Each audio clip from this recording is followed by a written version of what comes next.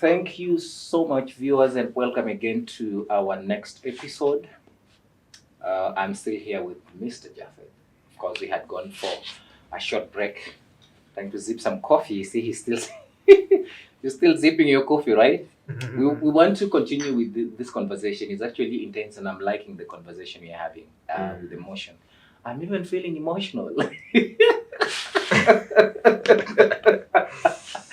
I'm feeling a bit emotional because this conversation, I didn't realize that I had a problem with my emotions until one time. Now the way we are talking, I'm actually like evaluating myself, and I've realized a lot of things happening to me.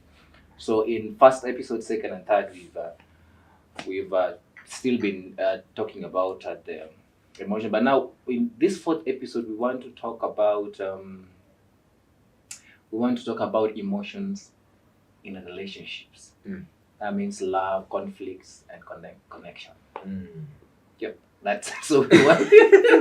So we want to focus our emotion in friendship, family, romantic, and workplace relationships. Yes. How emotion play out in these areas. It's how is emotion important in relationships? By the way, Because it's the only way we connect through emotions. Yes. Okay. Because Uh-huh.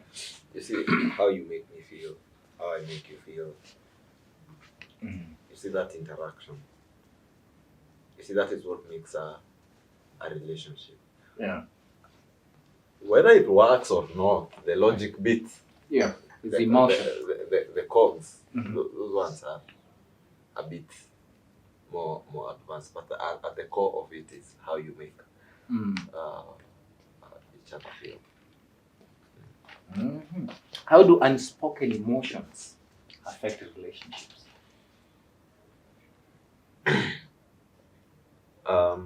Think of an emotion like a child.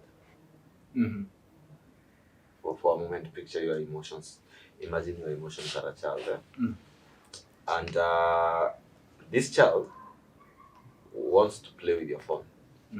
But you're here shooting the show. So you're always telling the child, Stop it. you stop. You stop. So if two things may happen. The child will either stop, but feeling, because they can't understand. Yeah. Kwa nini alikuwa anipei simu na si timu anatumia kuongea na Jeff, or he's not using the phone to talk with Jeff. Yes. Or the child will come back stronger with a better strategy. Yeah. To get your phone. Your phone. So maybe if he came, Uncle, can I have your phone? Then you're like, no. Next time he might come with more force. So emotions are like that. When emotions are not processed or Spoken attended to, they either recoil into a corner, suppressed, which can turn dark very fast, or they come back stronger. That is especially true for negative emotions. Okay. And also now, you see, especially in romantic relationships, many people don't have the ability to accept the negative emotions of another partner. That it is okay for my partner to be sad. That it is okay for my partner to be angry. Because people use the language of, why are you sad? See, I took you to Mombasa the other day. But now you know the unspoken emotion. How would you even tell? Because this is somebody, he has emotions, but he can't maybe display. He's suffering from within. Yes.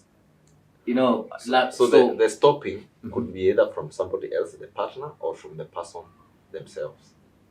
Yes. Either they grew up not knowing how to express these emotions, or the emotional environment in the relationship does not allow it for them to express. So wherever the stopping is coming from, the part of the mind that suffers from suppressed emotions doesn't care about that. It only knows the emotions are being suppressed. Yes. Okay. So why do emotions often lead to conflict in close relationships? Number one, emotions are experienced in the part of the brain that knows no logic or judgment. They're just there. So it is usually an area where misunderstanding or misjudging the intent of the other person, the actions of the other person, the likelihood is very high. Okay? For example, if your partner is sad and your mind, there are things you have not dealt with, and your partner is sad, doesn't want to talk, and you always feel you're not good enough, or like you failed, or you did something last year to that partner, and your mind tells you they are like that because of what you did, you end up misinterpreting their sadness to be about you, and you act in accordance to that, and it becomes a back and forth. The other way emotions leads to conflict is when people feel invalidated. Yeah. You're going through something, you're angry, and you feel like the person you're with cannot see you. Actually, it's feeling unseen. He's not appreciating what you're doing. Not even appreciating his emotions, cannot see you. The other bit is emotional unavailability. If this is especially true for parent-child relationships and also romantic relationships, whereby one party is not there emotionally for the other party, so the other party feels isolated, feel alone. So in a relationship, it's important to be mindful of somebody's emotion. Even in a relationship, let's say even in friendship, right? It's very, very key. Yeah, because in friendship, you are there because of you have things in common. Yeah. Either values, how you make each other feel. When you, for example, you do something together, you feel nice. If you and your friend take a project together and you do it together, you feel nice. Yeah. You feel nice. So I'm not saying you start sitting and really checking, but it's good to be mindful. It's good to be present. Yeah. And practicing things like compassion and empathy in a relationship, where the person you want to be with, or the person you're having a friendship with, or you work with, or your colleague, they feel validated. Not validated in bad actions, or they feel seen and heard. I know we are also human, we also have our own. Sometimes you can only do what you can. Yeah. And sometimes what you can is enough. Yeah. Another thing, this issue of emotions and how far you can stretch yourself. It's like sports. Everybody can run, but not everybody is Kipchoge. Yeah. Yeah. Yes. Or so rotation. sometimes, yes. So sometimes I can be kind. Yeah. But my limit is I can be compassionate. But so having that self-awareness within yourself too can help. Okay. All right. You've emphasized a lot on validation. I mean, being somebody feeling validated. Do you think somebody who is emotionally incapacitated can really appreciate, like, can he or can she tell that I'm being validated? Because You see, the thing is, the validation bit is about being seen or heard. It's not about helping me with my emotions, or it's about this person sees and understands and accepts that I'm sad, that I'm angry, I'm feeling this way. Okay. and this person is not letting my emotions define our relationship. Because remember, emotions are not permanent. Yeah. How you are feeling in the morning is not how you are feeling. Not even in the morning, 30 minutes ago. Are you trying to insinuate something anyway? All right, you're right. So, you're right. So in that moment, I see you are angry. You see, I'm not saying you carry that anger, but seeing that and acknowledging that this person is angry.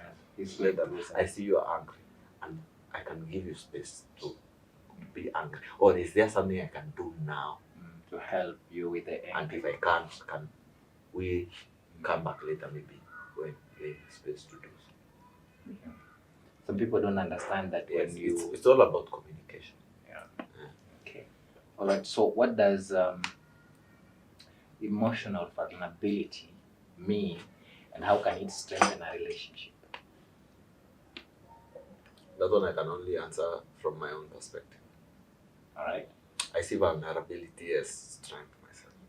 Mm-hmm. Emotional vulnerability is something that is seen as weakness by many people.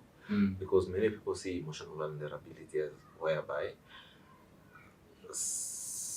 when somebody sees how or figures out how you're feeling, they can manipulate your emotions and you feel weak. Yeah. Or for example, if I'm sad and broken, I don't want Jefferson to see because I want Jefferson to view me as this strong therapist. Yeah. Who's able to be there. Cannot cry. You cannot cry. But I see emotional vulnerability as the portal you can open to connect with the right people. If I come to you and I'm sad and I cry,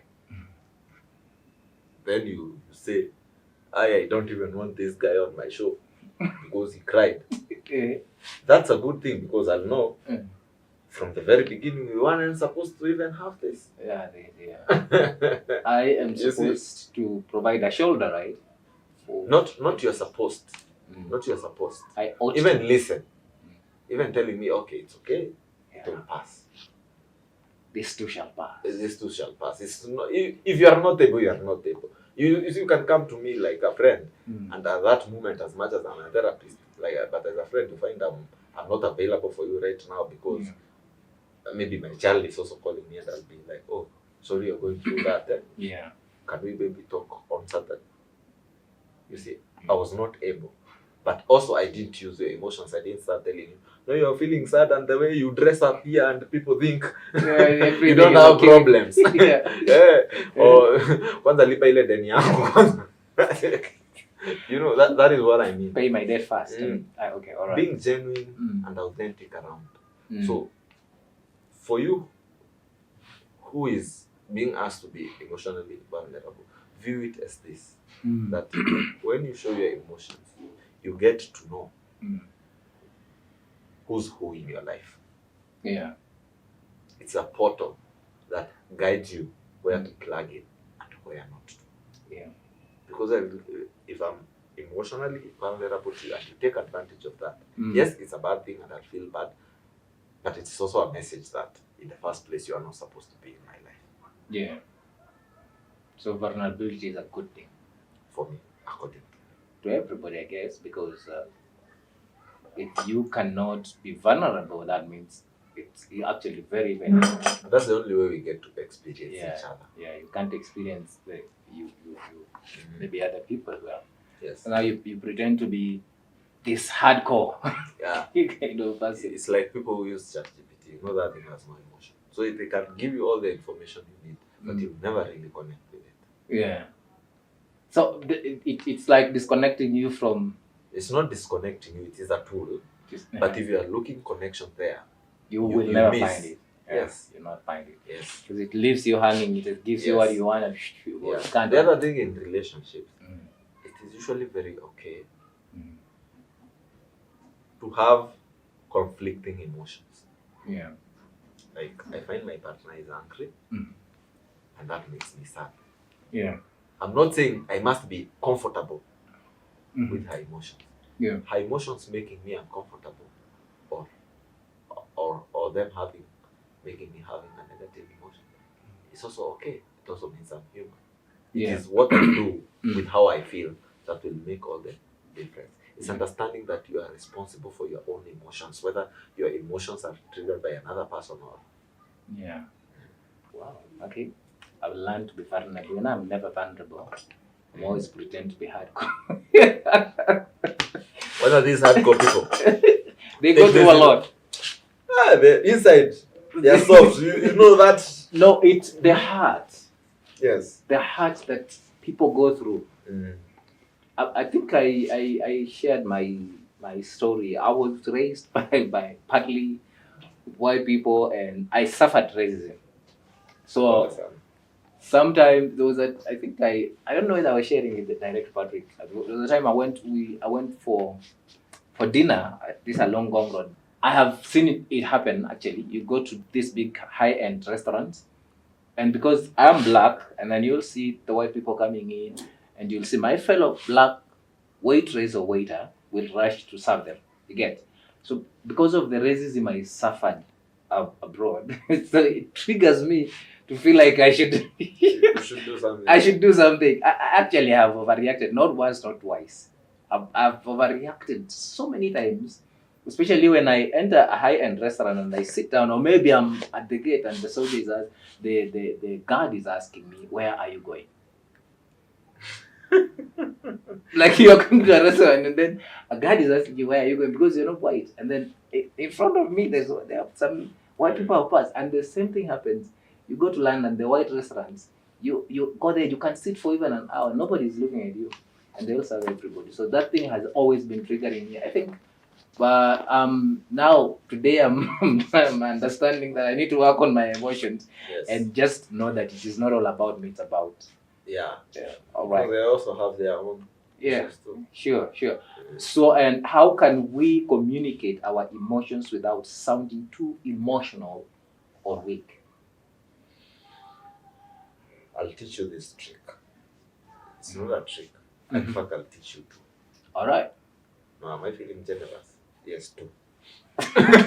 Would you teach me more? You can teach me more if you have more.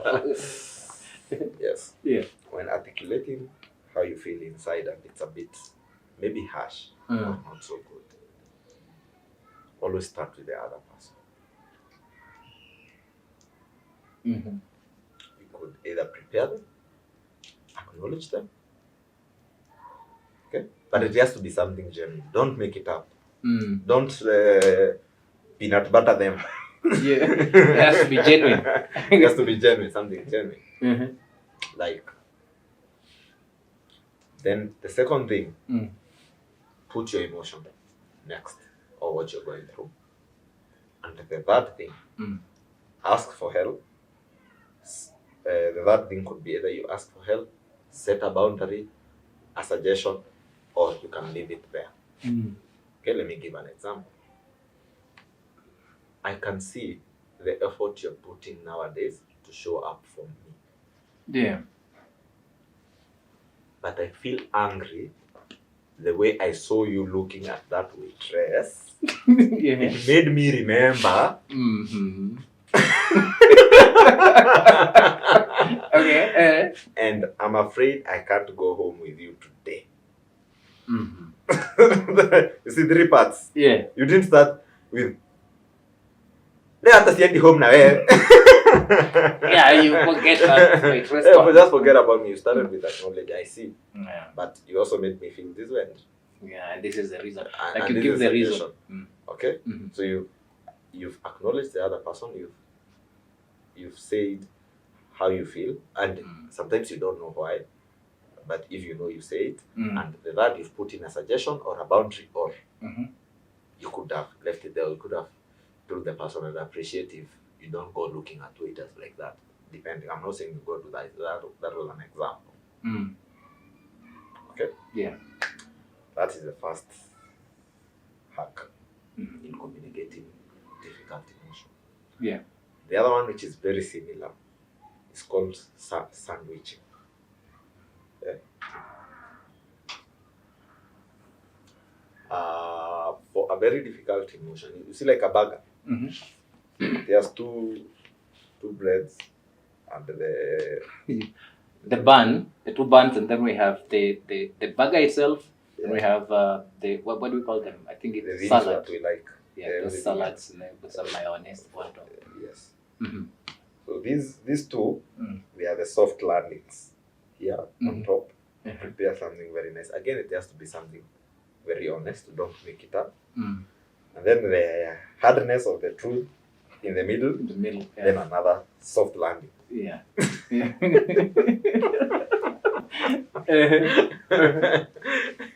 That is now for very difficult. Maybe use that when it's the last option. I like the first one because it's more straight. Yeah. But this other one also now allows you to articulate something very hard without. That is especially good for bosses. Yeah. In our colleagues. Yeah, I liked your presentation today. I liked how you captivated the board members. However, but you still insulted me and put my job in jeopardy, and I feel very angry about that. But I still want you to continue the good work that you've been doing around here. if you once you tell me feel angry, I'm like, okay, maybe you can be a bit cautious to say, all right.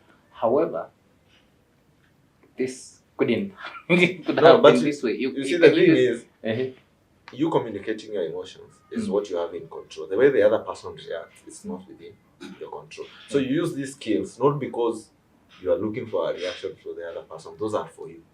So that when you go to sleep at night, you can tell yourself, if the other person, maybe they are not in a good emotional space, they can choose to pick that up and create a whole mountain out of it. Yeah. But you did your part. That's another concept called cleaning your side of the street. If you're in a relationship with someone, especially these relationships that you can't really get out of, like work relationships, some romantic relationships, cleaning your side of the street looks like identifying the tangle that has been happening. Let's look at it as the murky waters. And then identifying your role in that. Even if you are the victim, you always have a role. For example, maybe you are not being assertive, or you are letting people step on you, or you have low self-esteem and you are a people pleaser. That too is playing a role in the conflict. Or maybe you also do some passive aggressive things, like you do some revenge here and there. When the person who aggresses you, when they are not, you slip some ink in their coffee. So so things like those. Cleaning your side of the street looks like recognizing your own part of the play and cleaning that, not expecting the other person to do it. If they do it, well and good. And if they don't, because at the end of the day, it is what keeps you awake at night. Yeah. It is what, at the end of the day, as much as we are a society and we need each other, you are as alone as that, with your own thoughts. And at the end of the day, your mind will judge you by your actions. You're right. Not anybody else's. So that bit too. You can choose to react positively, even when the environment around you is very toxic. Because how you behave talks more about you than The environment. what's around you. Okay. I'm in class, I'm learning. What emotional habits builds trust and connection in a relationship? Emotional habit, healthy communication, acknowledgement, validation. Yes. Are you able to elaborate on the three that you've mentioned? Why is it important for... I think we have really emphasized a lot on validation. Even in our previous conversation. Yes. Most people don't understand how important the validation is. In your session as a therapist, I'm so sure you're so mindful of validating your client when they come. Yeah, the experiences. I can see how that can make you angry. That is validation. Yeah.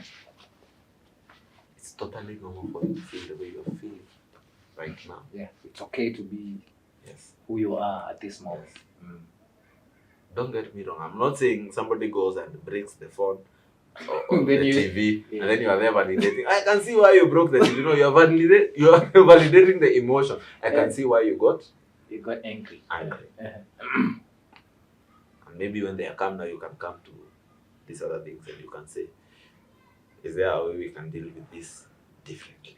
So you're validating the emotion, but you're taking the emotion up and further by looking at different ways of managing that emotion. The other thing is the healthy communication bit. Yeah. Communicating that you're angry. There are two ways. There are very many ways to communicate that you're angry. I can take this cup and bang it on the floor and everybody here will know I'm angry. Yeah. Or you can walk away as well. Is walking away also a sign of proving? Sometimes. Sometimes even in situation we say walk away, calm down, then come back once you calm and say what you just did made me very angry. When you put words to your emotions and not show them, they become more powerful. Because at that time they are not a threat. There's difference in wewe ndakuchapa wewe umenikasirisha and Jefferson, when you did that made me angry. I appreciate if it doesn't happen again. I'm saying the same thing, just differently. One was shouting. Yes. And another one was communicating, right? Or what is the both are communication. Both are communication. The level of communication is what but this one, I've communicated the same thing, I'm angry. So, but this one, even for you, even if you're on the wrong, you'll view it as a threat. You'll be defensive, we won't come to you. But this other one, it is not coming as a threat. It is coming as a channel for us to move on from. From that. Yes. Awesome. I think we are narrowing down to coming to an end of this conversation actually. And I don't know, I think I'll ask that question. But how can someone heal after emotional betrayal or heartbreak? By the way, have you been heartbroken? Oh yeah. Hey, one time. Hey, call me, I give you a story. That happened when I was 16. I don't want to give it here. Yeah. But what caused the heartbreak? Life. Me, the one that I remember. I was 16. I had fallen head over heels into this certain girl there.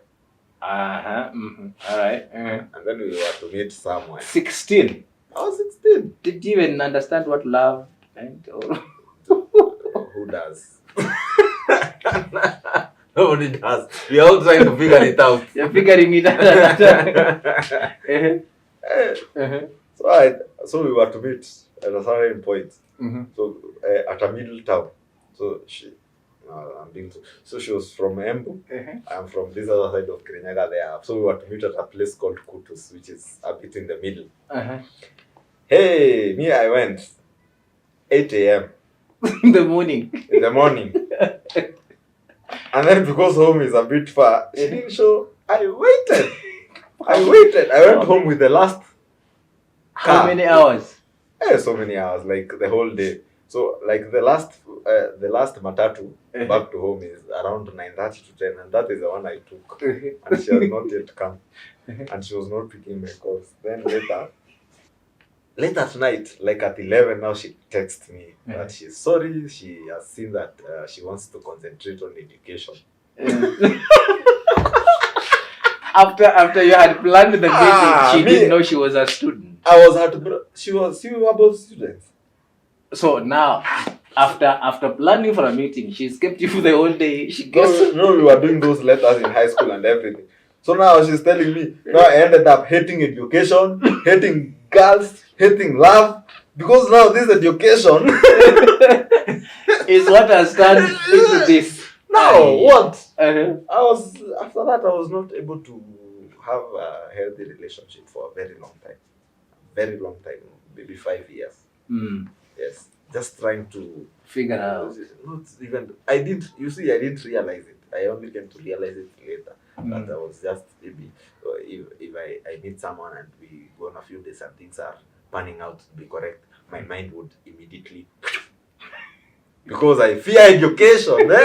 Something. Because education can change somebody. You see that education can be replaced with something else. Yeah, man. Hey, man, I was heartbroken.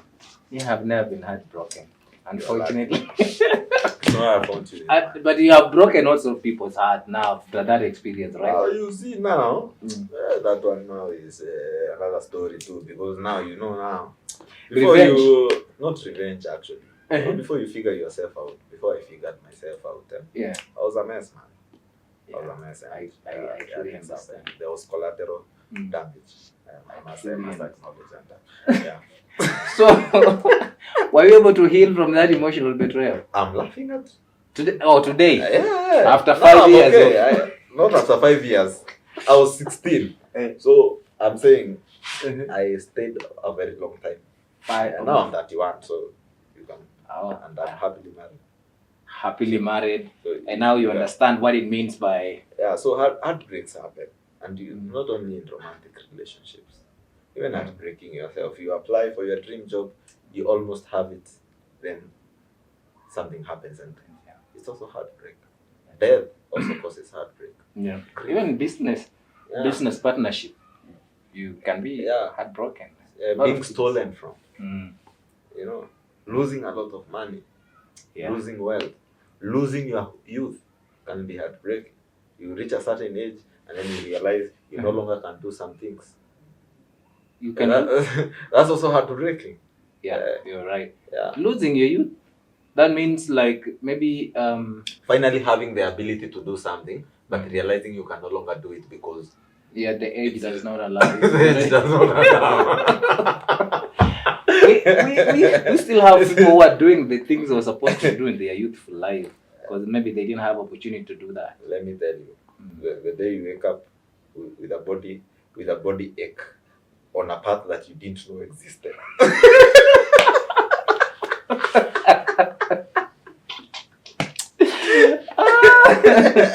How did I get here? You will be like, what? Or some parts.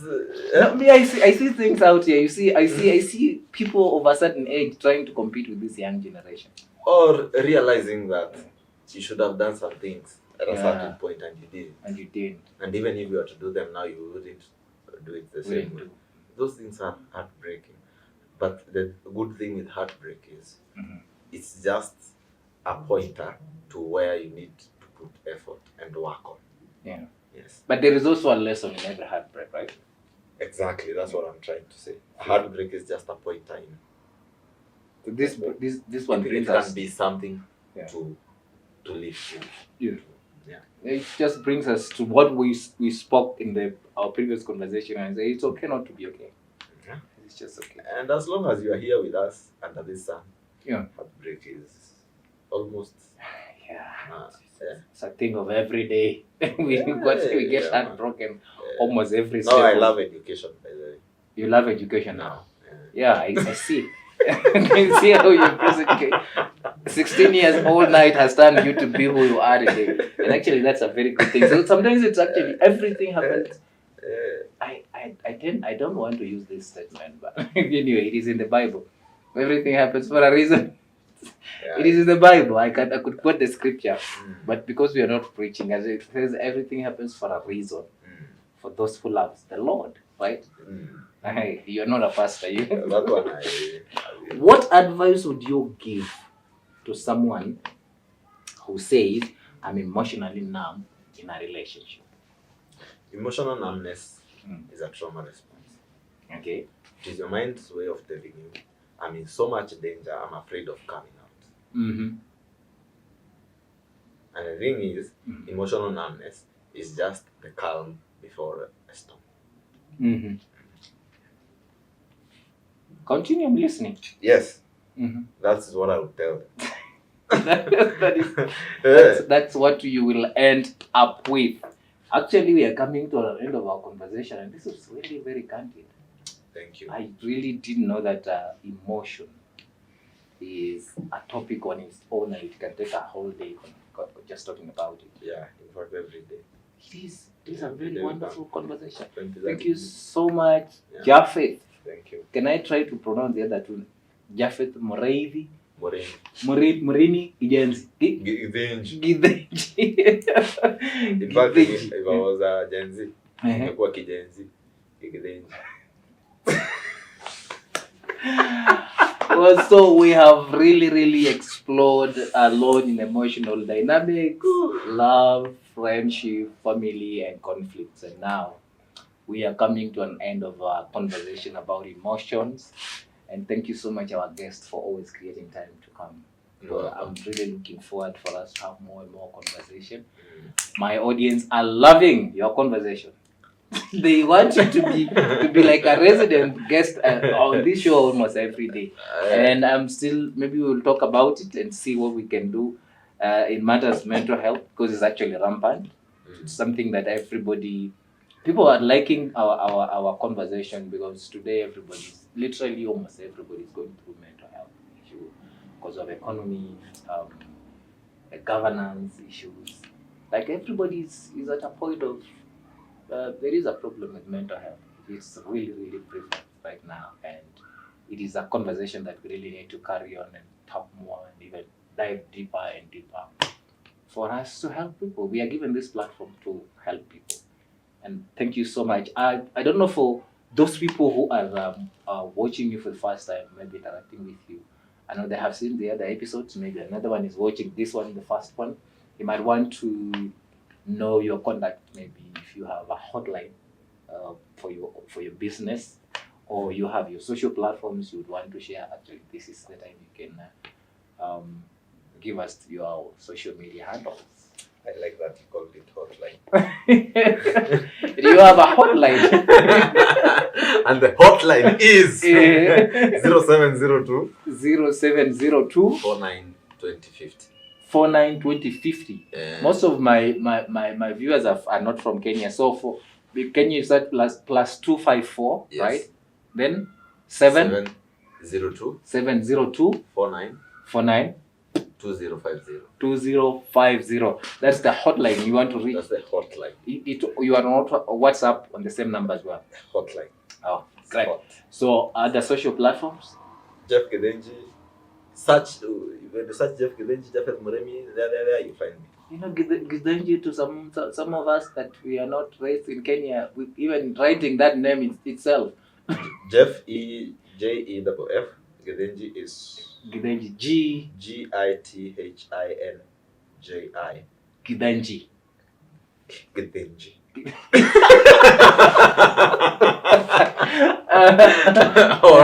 or Japhet Muremi. Yeah, Muremi. I think that's a bit. It's a bit. So I sometimes those accounts are there. They are there. So you are on TikTok. You are on TikTok, Facebook, Instagram. You're yet to go to Pinterest, X, Pinterest, LinkedIn, YouTube, but they're soon coming up, right? I'm trying. Yeah, sure. In the meantime, we will be using the Okwako Outlook as his YouTube channel. You wanna watch him? Please search for the Okwako Outlook. Thank you very much, my viewers. Remember, please to subscribe, like, share, and even comment. Leave your comment down there. We provide our email, the Okwako Outlook at gmail.com. You can send your view. Maybe if you have a story you want us to talk about, or you have something you would wish us to air on our show, kindly use that our email address, the Okwako Outlook at gmail.com, and please let us hear your comment and your views. And until this moment, I just want again to return my thanks to the Pride Inn Hotel for the space and allowing us to be part of this family. So wherever you're coming from, my friends across the world, please, if you're coming to visit Kenya, make sure you reach out and tell them the Okwako Outlook by me, the only Jefferson, has referred you to them, and probably they might consider to give you some discount. Yeah, okay. So make sure you reach out and ask them where you can be accommodated. You want to go to Mombasa, Masai Mara, wherever they have hotels across the country, and you will enjoy your stay in the country. Up until next time, before we go, let me also thank our director, Patrick, for this work that you see us doing here. God bless you and see you next time. I am yours, Geoffrey Jefferson.